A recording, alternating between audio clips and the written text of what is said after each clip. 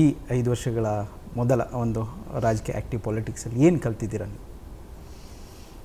ನಾನು ಪಾಲಿಟಿಕ್ಸ್ ಅಲ್ಲಿ ಪಾರ್ಲಿಮೆಂಟಲ್ಲಿ ಇದ್ದರೆ ನಾನು ತುಂಬಾ ಒಂದು ಏನಂತೇನೆ ಒಂದು ನಾಲೆಡ್ಜ್, ಒಂದು ತಿಳುವಳಿಕೆ, ಒಂದು ಜ್ಞಾನ ಖಂಡಿತ ಅಲ್ಲಿ ನಾವು ಸಂಪಾದನೆ ಮಾಡ್ಬೋದು. ಏಕೆಂದರೆ ಅಷ್ಟು ವಿಷಯ ಇದೆ ಅಲ್ಲಿ, ಅಷ್ಟೊಂದು ಟಾಪಿಕ್ಸ್ ಬಗ್ಗೆ ತುಂಬ ಒಳ್ಳೆ ಭಾಷಣಗಳನ್ನ ಕೇಳೋವಂಥ ಒಂದು ಅವಕಾಶ ನನಗಾಯಿತು.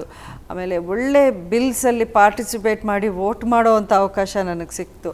ಅದು ಆರ್ಟಿಕಲ್ 370 ಅಬ್ರೋಗೇಷನ್ ಇರ್ಬೋದು, ಅಥವಾ ಟ್ರಿಪಲ್ ತಲಾಕ್ನ ರದ್ದು ಮಾಡಿಸಿದ್ದಿರ್ಬೋದು, ಪೋಕ್ಸೋ ಬಿಲ್ ಇರ್ಬೋದು, ಮಹಿಳಾ ಮೀಸಲಾತಿ ಅದ್ರ ಬಗ್ಗೆನೂ ನಾನು ಮಾತಾಡಿದ್ದೆ.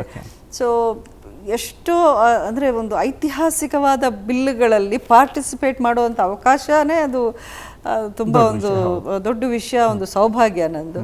ಸೊ ತುಂಬ ಹೆಮ್ಮೆಯಿಂದ ನೋಡ್ತೀನಿ ನನ್ನ ಜರ್ನಿನ ಈ 5 ಇಯರ್ಸಲ್ಲಿ. ಇನ್ನು ಮುಂದೇನು ಇದೇನು this is not the end. ಇದೊಂದು ಬೇರೆ ರೀತಿಯ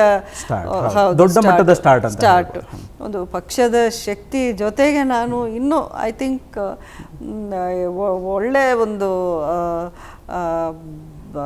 ಅದೇನಂತೀವಿ ಸ್ಟ್ರಾಂಗರ್ ವೇ ಅಲ್ಲಿ ನಾನು ಇನ್ನು ಪರ್ಫಾರ್ಮ್ ಮಾಡೋಕೆ ಇದೊಂದು ದಾರಿ ಮಾಡಕ್ಕೆ ಮತ್ತಷ್ಟು ಫೋರ್ಸ್ಗಳು ನಿಮ್ಮ ಜೊತೆ ಇರುತ್ತೆ.